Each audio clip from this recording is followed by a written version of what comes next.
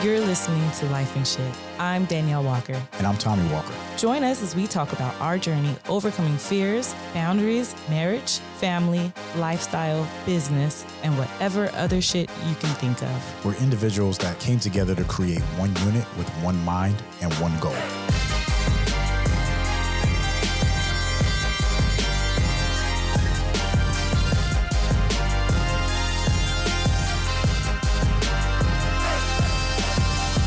What's up, Mrs. Walker? What's going on? How are you doing? Outstanding. I got a question for you. You know you don't. I got a question for you. No, what's the question? I was like, wait, what? Silly. Threw you off your game just a little bit. Gotta razzle dazzle you just a little bit. What kind of step parent are you? Are you the kind of step parent that steps in or steps away? What kind of step parent? Mm-hmm. I'm a step all the way in kind of parent. Like I'm all in. Hands, feet, 8 feet, 12 feet. Can't swim, all in.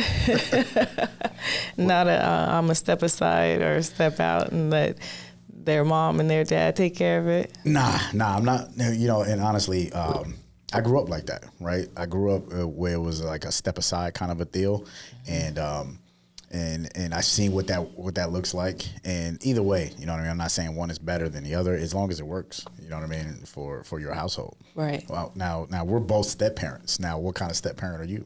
I'm the type that steps all the way in as well. But I feel that you can only do so much because you're kind of limited on my end because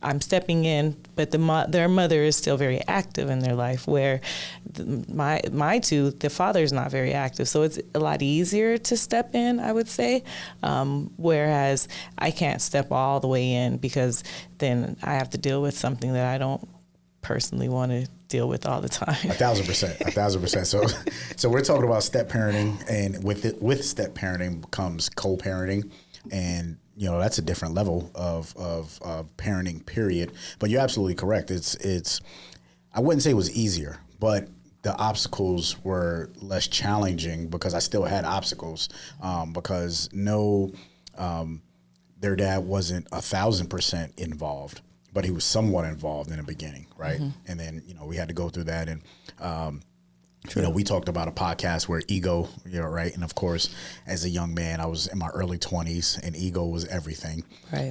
You know, you want to be the bigger, badder wolf, right? And then for you, like you said, you know, I had 50% custody. So it was a split. So we're dealing with this other parent every other week. Right. You know what I mean? Like and not just every other week, but in every decision. Right. And for us, we never really even came into it as like a step parent type thing. We were like, this is what it is. We're a family blend. Like we blended, and that's what it was. This is your brother. This is your sister. Even our now middle daughter, Taylor, always says, which is funny because in the beginning she was the youngest on this side, but then once we blended, she became the middle child. Mm-hmm. Because Thais is the oldest, Amari is the only boy, and then Shayna is our baby, which then makes her by default the middle child.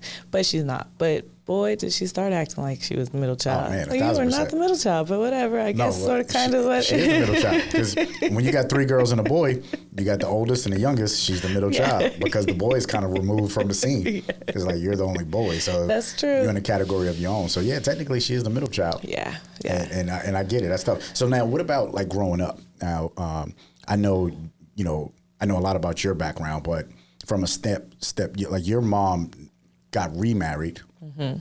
Had your brothers and sisters. Right. Well, she never got married to my father. Okay. Right. So she just had me, and then she got married and had my brothers and sisters by another man. So he was my stepfather, and he told me early on, yes. And he told me very early on that I was the only father that he would ever know, and he was going to take care of me forever, and that was it.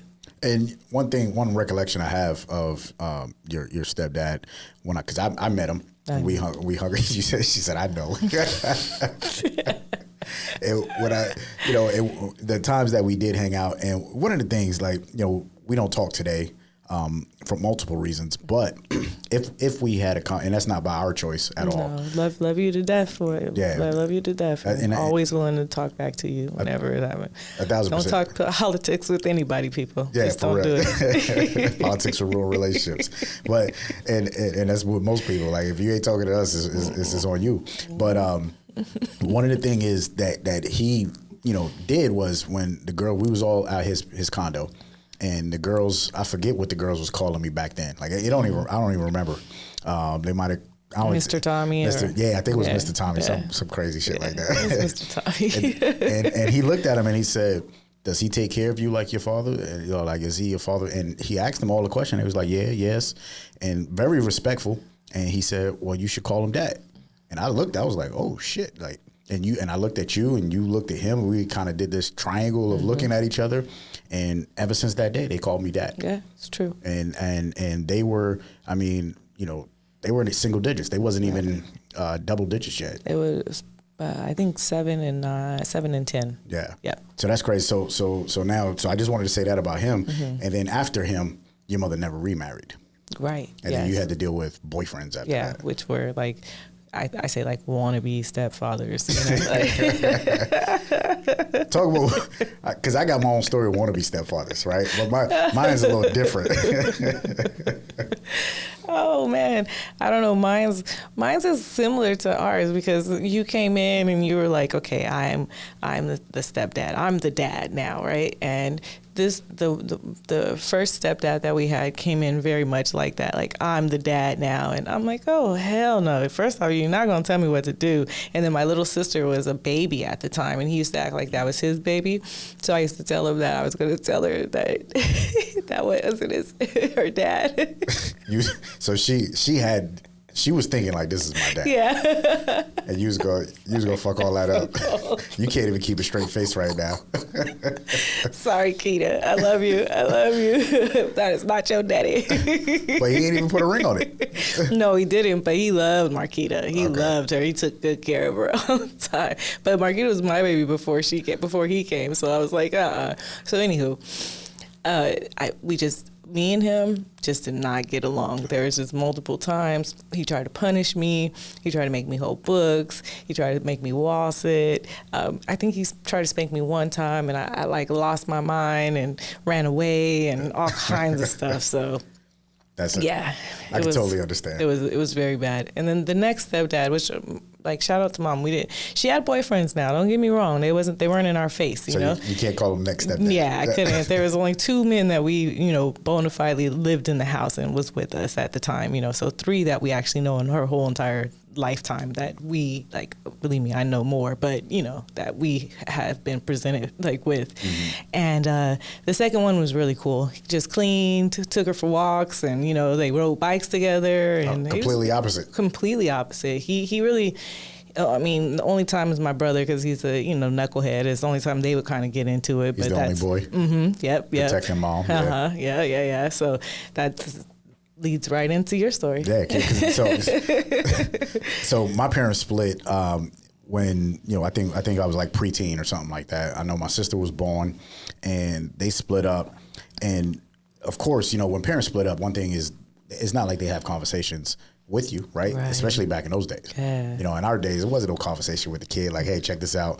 Like what you see on TV is not real. No. But maybe nowadays people are having those conversations. Yeah. But it wasn't like, hey, me and your mother are splitting up and it's not your fault and we don't want you to ever feel like it was your fault. Yeah. Like that shit wasn't happening. Yeah. It was split and it was like, oh shit, Dad don't live here no more? Like, hold on, I ain't seen this dude since Tuesday. Like, what's going on? And then Dad's coming to pick you up. Like, yeah. All of a sudden, it's like, I was like, hold up. I used to see you every day. I haven't seen you since last Tuesday. So you start asking questions in your head because, who you going to ask? I don't know that. So you go ask your homies. Like, we go, and I'm asking my friends. I'm like, well, shit. They like, well, shit, we don't know our dad. So, like, out of all my friends, out of all my friends, only one who dad was there every single day. That was Mr. Johnson. Mr. Johnson, and rest in peace, Mr. Johnson. Like, he was the guy. Oh, that's what's up. You know what I mean? And so my dad was dipping in and out. I'm like, yo, Pop, what's going on? What's happening? Why? And then why are we spending the night at grandma's house? Right. Why are we not at home? So that questions have started to come up. And I think then it was, the conversation started happening. But my mom, she had boyfriends, right? And then my pop had girlfriends. But I think it was much harder for my mother because you got 2 boys and a girl. So, and then my little sister was a baby. Mm-hmm. I'm the oldest. And whatever I tell my brother to do, he's like, I got your back, let's do it. no matter what. So my mother would bring these, and then she would say like, "Oh, this is my friend," and I look at her like, "Bullshit! What the fuck is a friend? Well, like, since when you got friends?" like no man has ever came to this house, and now all of a sudden you got friends. So it was like, from a mental standpoint, I was like, "Nah, this ain't cool," and so I had no way of dealing with it except for lashing out to these strangers. And it was, man, it got bad. I was throwing shoes at these dudes and like, get out of the house. And like, I was going in. So now fast forward, I'm thinking about all that karma. Like I'm thinking about everything that I'm like, my mother was just trying to be an adult, right? Trying to live her life. Just trying to live her life. And at that point she was like, you know what? You want to be a little asshole, go live with your dad. Yeah, I don't blame her. She's like, you got to go. Yeah, she was like, get out. Like, you want to be a little asshole. Yes. And I mean, granted, it all still, I'm being a little asshole because I don't know why, right? Because I'm like, where's my dad? And I mean, I knew where he was at, but he just wasn't here. Right. So then I go and live with him. And this dude got a whole nother house. I'm like, where'd you set this up, homie? First time I feel like I need to write notes. Like, this is when he became a little asshole. But he is a very big asshole now. Okay, continue. That's a different. It's a difference. Yeah. I write that down. That's notes for another subject. So growing up, my pops, then he had his girlfriend, and then eventually they got married. Right. And it was the same thing on that side because now I'm like, yo, like this ain't my mom. Right. Where'd you get this house from? Right. I'm asking questions. What you mean this is my room? Yeah, I'm like.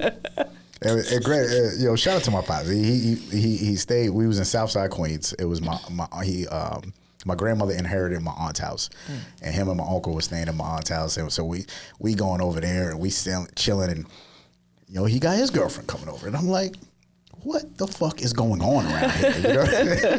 But still, no conversations with, right. This is what it is. Right. And then at one point, I think my pops tried to have a conversation with me. And I wasn't having it. I was like, bro, like whatever you're saying, I don't even it don't even sit with me, right? Right. So to hear, like going back to our stories, and it's very like, and then looking back at us raising our kids, because now our kids are all grown. Mm-hmm. Our oldest, as of today, our oldest is 25 years old, or 25, 26. We forget. Sorry. Thais. She's 25. 25 years old, 22 years old, 18 and 15. Yes. And then we have our granddaughter who's going to be 2 in a few months. Yeah. And thinking about how we raised them. Yes. Because going back to the beginning, right, when we first blended in, besides dealing with the counterparts, right, the co-parenting and whatnots, we had to deal with the inner workings of us. Yes. And becoming a family and how that worked, and what the outer counterparts were telling them about us. And how they felt about us, and keeping that away.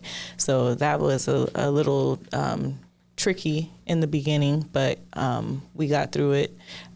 Mostly my response is just to love the kids as if they were mine, and I did. I still do, and they are mine. I just share them. I've always said they came with a baby mama. That's okay. 1,000%. But in the beginning, there would be times where I'd be hanging out with my son, and he would just we'd have a great time, and then he'd snap and be like, I want my mom. And I'd be like, and just shut down. Yeah, just shut down. And I understood definitely, one, he was having a great time with me, but he felt like he was kind of betraying his mom, which I understand too. He didn't say this to me. So, but he was 4? So this is the only thing I could think of, and then it just took some time for us to develop this relationship. So his coping mechanism back in those days was to call us all, because he was young and he felt as if he had two moms, but he didn't have two moms. He had one mom that he knew was his mom, and a new woman who was coming into his life who was like a mom to him. I took care of him when he was sick. I took care, I took care of him. Nurtured. Yeah. So he decided to call us superheroes. Tommy was Batman, his mom was Wonder Woman, and I was Catwoman. And I was Catwoman for a long time, and I loved it. Yeah. I was the only one that kept my nickname, by the way, for some years. Yeah. Till he was like 9 or 10 years old, you was Catwoman. It was the best. It was like Catwoman, Catwoman, Catwoman. I loved it. In public and everything. He ain't change up. Nope. We had a great time. He gave me a lot of what I wanted and needed in having a boy. So, it was great.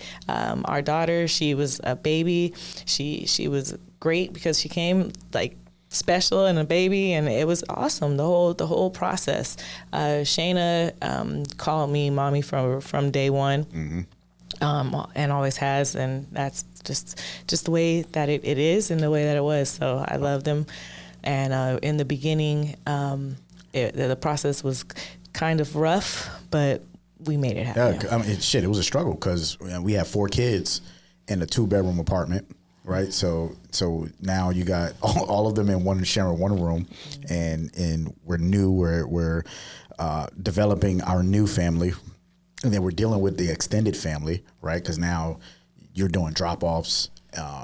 I'm switching back and forth, and none of that was like, it wasn't like we had good relationships with the other side either, right? I mean, your relationship was probably a lot better than mine, but it was still some conflict, right? You know what I mean? It's still some, some decisions that were being made that both parties didn't agree with. Right. And so there was a lot of malice in there, a lot of, again, like I said, on my side, it was ego. Like everything was ego on my side.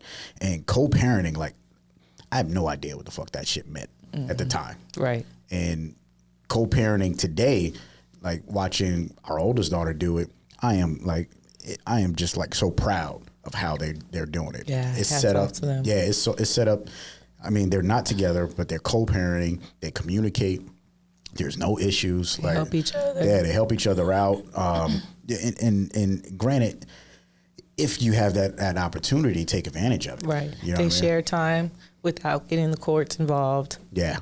I mean, they work everything out on their own. Right. But I guess that goes back to what I was saying about when I grew up as a kid. The old way of thinking was kids are meant to be seen, not heard, right? So you don't ask questions, you don't talk. So even when we got together, it wasn't like we had that conversation right off the back of like, hey, because I mean, what'd you tell the girls when you said, hey, we about to move in with Mr. Tommy? Like that wasn't even a conversation.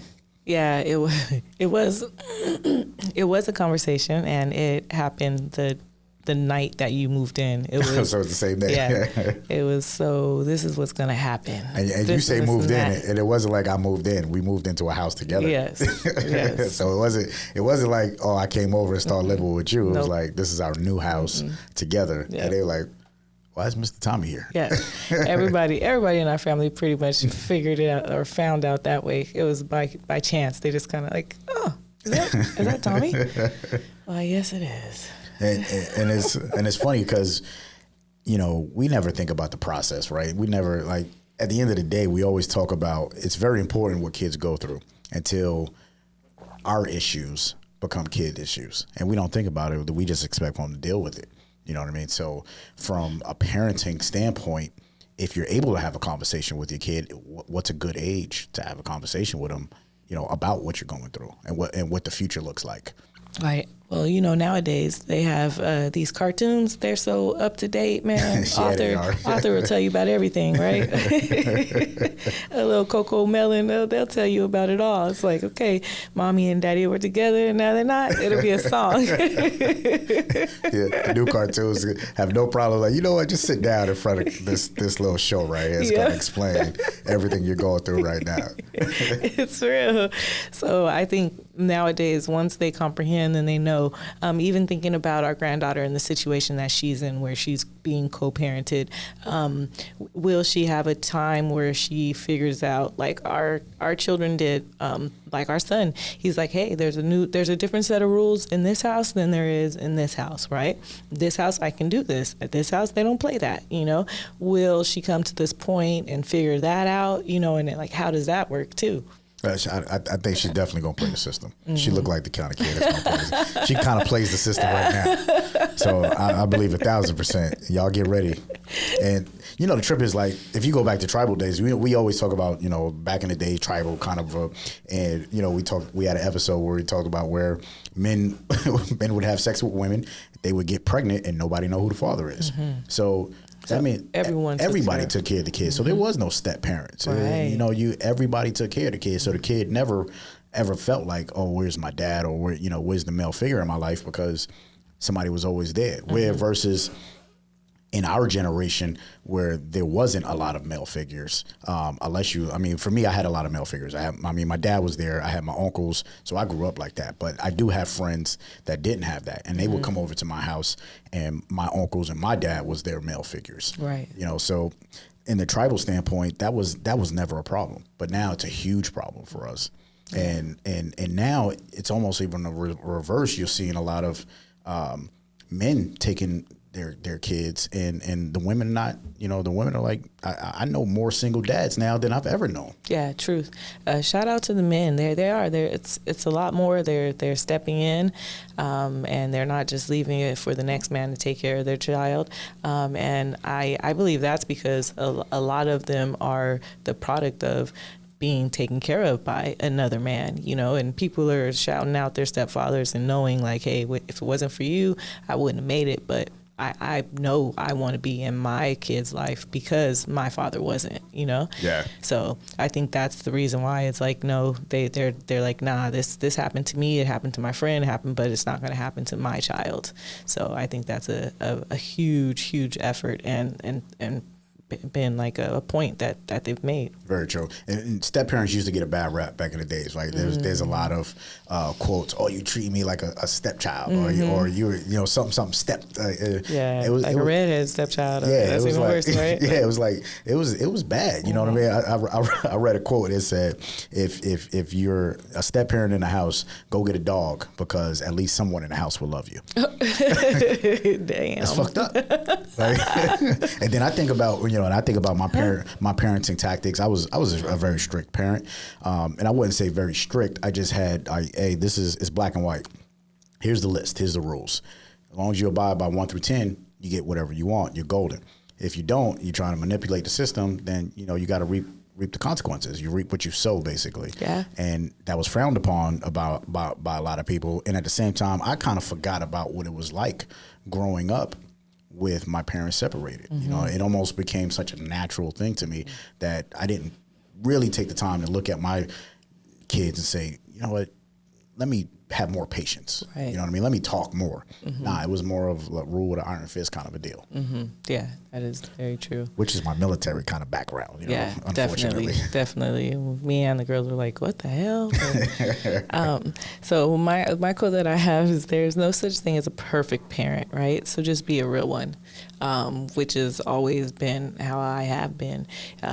I can't be perfect. I can only be myself. I say 1,000 times to new and also parents that have been parents forever, you need a license to fish, you need a license to drive a car, you need a boating license, but they let anybody have a child, anybody.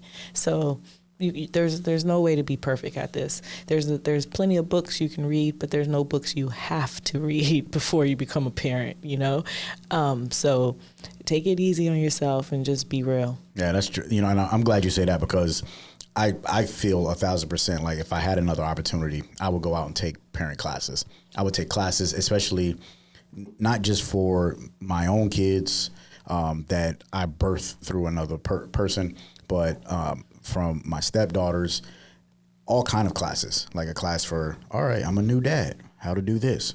Oh shit, now that's over. I'm a stepdad. How to do this. Right. I think if I had a second chance, I would definitely take some kind of education, some kind of training, read some kind of books. The way I read books now, like the enthusiasm that I have for books and business, I should have had that same enthusiasm in parenting. But because I didn't know, you know what I mean? Right. I didn't. So you don't know what you don't know. So That's now right. going forward, if you're a new parent, I highly suggest picking up a book. You know, don't be, it's not shameful. Ask questions. Right.